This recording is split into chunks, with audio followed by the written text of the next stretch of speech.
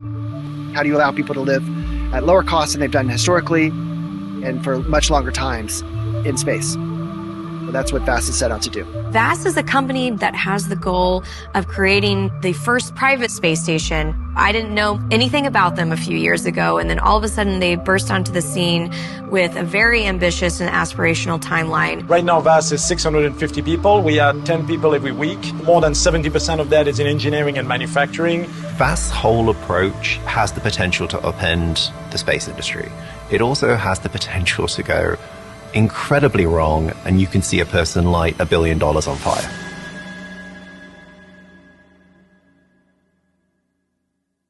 We are not really a space station company. We're an aspiring space station company until we have a space station on orbit.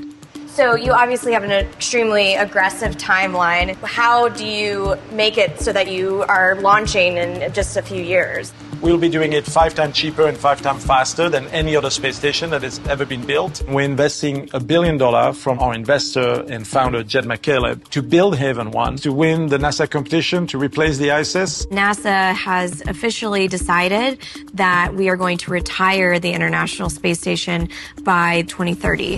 Through the Commercial LEO Development Program, NASA is working with industry partners to develop the first generation of commercial space destinations. What NASA wants is to cede that control over to commercial companies. NASA has decided to become a customer. VAST have taken the view that if we can get our product into space before anybody else, it's impossible for them not to give us a contract. VAST is a company founded in 2021 by cryptocurrency billionaire Jed McCaleb. They hope to launch their first space station, Haven 1, in May of 2026. The plan is to launch the first module of their Haven 2 space station in 2028. That will then grow and expand into their final replacement for the ISS. So this is the actual design. This is what you can expect Haven 1 to look like. We can thank one of our advisors, Peter Russell-Clark, which was for 25 years a designer at Apple. Jed McCaleb has been very upfront that it's going to cost about $1 billion to get Haven 1 into orbit by 2026, and he's committed to putting his own money into that. That is essentially dropping half of his net worth into this company. I don't need this much money to live. My choices are like buy a lot of yachts or whatever, like a lot of people, billionaires do. That isn't very interesting to me. Like, what's interesting is actually like building things and like actually like changing the trajectory of humanity, which I think we can do here at VAST. VAST has an incredibly ambitious timeline, having only been founded in 2021. And I wouldn't say that just for a space company. I'd say it for any company that's wanting to develop a product of this sophistication. But, you know, there are a lot of people who've gone and drank the Kool-Aid or seen the potential, depending on who you speak to. Jed has no background in space. I've been a programmer for many years, like ever since I was a little kid. One of my original things was a file sharing thing. And then in around 2010, I discovered Bitcoin. Jed is one of the most influential people in the crypto industry. He founded Mt. Gox in 2010, which became one of the first Bitcoin trading platforms. After about a year and a half, he sold a majority stake. 3 years later, that company collapsed. Jed, though, was not done with cryptocurrency. He co-founded a company called Ripple, which was a new blockchain. At one point, Ripple was the second biggest traded token after Bitcoin. Jed subsequently left that company, but still held a lot of the currency. He then decided that he was going to sell that currency almost all at once, which basically crashed the platform. After a long, tortuous legal negotiation, it was agreed that there would be a trading plan where Jed could sell down his tokens over time. It is our understanding that those sales netted Jed at least $2 billion. McCaleb created VAST in 2021. Small crew, aspirations for building an artificial gravity space station. I think it's important that humans get off the planet and out into the solar system. People need a frontier, otherwise things start to feel very zero-sum. The first real moves were when he bought Launcher. Max Hote is an entrepreneur who started his own aerospace startup called Launcher.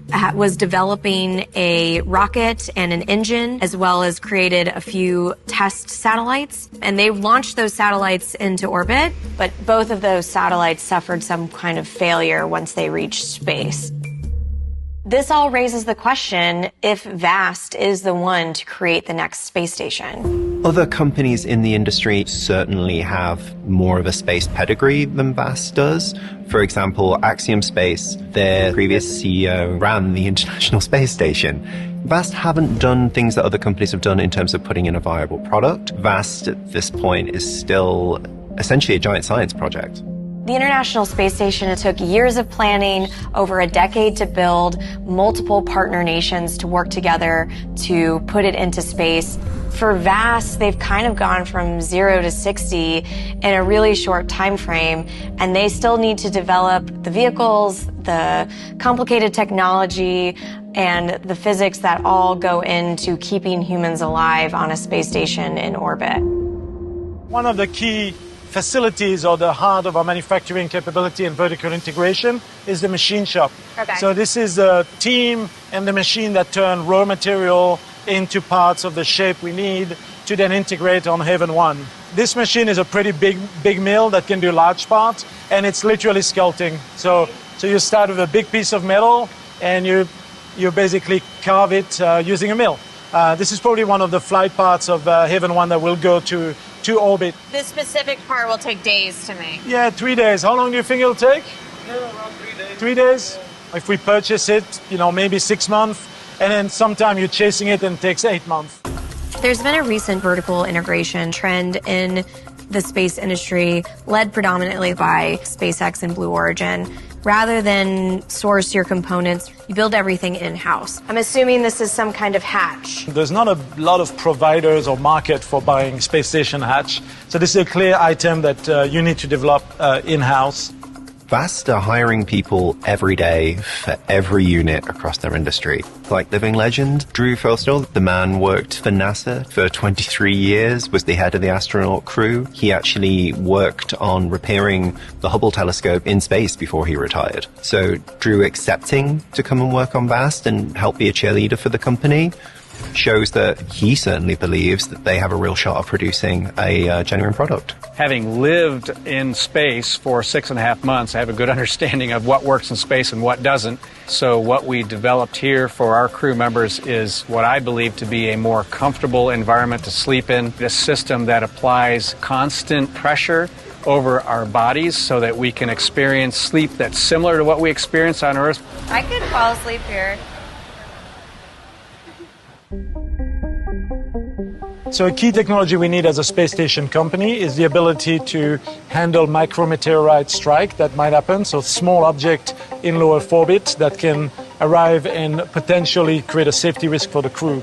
Right, because just one tiny speck could be... Yes, and then after a strike like that, you might have to abandon the space station, you might have to repair it. And this has been designed so that if a projectile arrives, let's say at 5 kilometers per second, arrive at a certain size, can puncture this layer, it reach this other layer, and then you can see the back. This is the representation of this pressure vessel was not punctured. I am definitely the skeptic when it comes to the space industry. Oftentimes I'll joke that I'm a CGI reporter. The only thing that companies have to show are CGI of what they're going to build. I saw actual hardware. That is sometimes a rarity. Yeah, this is neat. In my opinion, this is the best part of the space station, right, is getting to look out the window. This actual window there will go and be mounted on the qualification primary structure. And if you'd like, you can, try it. It's the closest I'm going to get to space. So we don't have the vacuum of space outside you, but you can get a sense. Haven 1 is still in its relative infancy, but you can see money being spent everywhere at that facility. They're tripling their floor space at the moment. It's incredible to see the speed that they're working at. They want to save the time, not the money.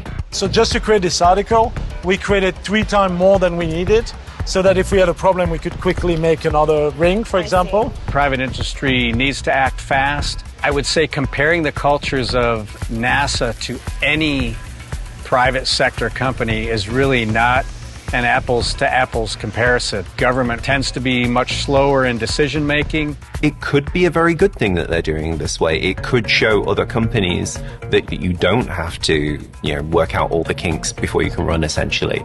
Or it could be a giant example in hubris. Eventually, NASA is going to select the finalists for the commercial LEO development contract in 2026. Many of the competitors of VAST have been working on their space stations for much longer. A big one is Axiom, Blue Origin, Voyager, and then VAST.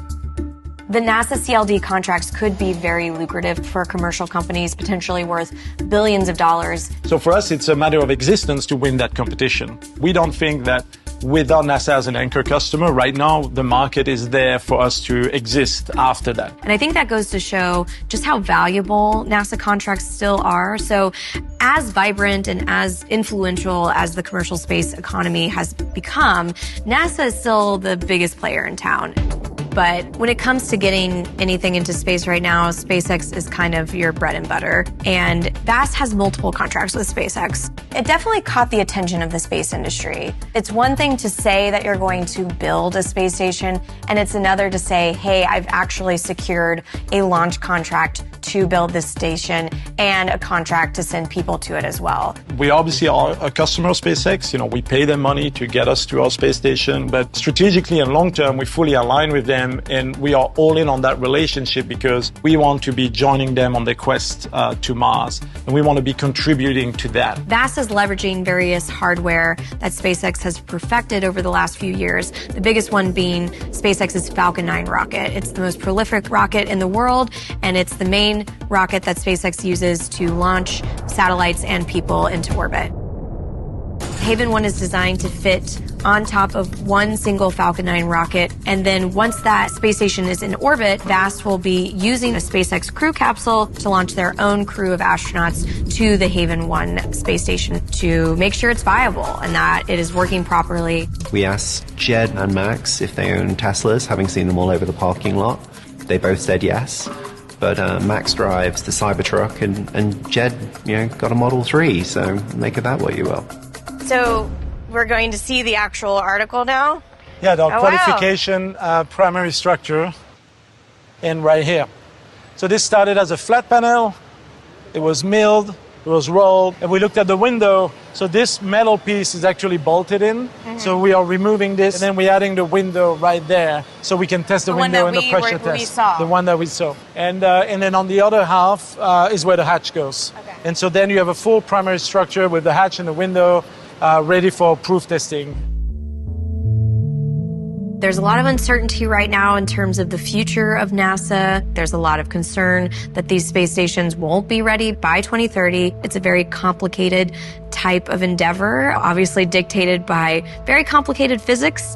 It remains to be seen exactly how that's all going to shake out. VAST is doing its own moonshot, if you'll forgive the pun, that it can put a space station in space within 5 years, and the owner is willing to spend his own money to do it. If it works, it will be a testament to private endeavor. If it fails, he will have lit a lot of his own money on fire.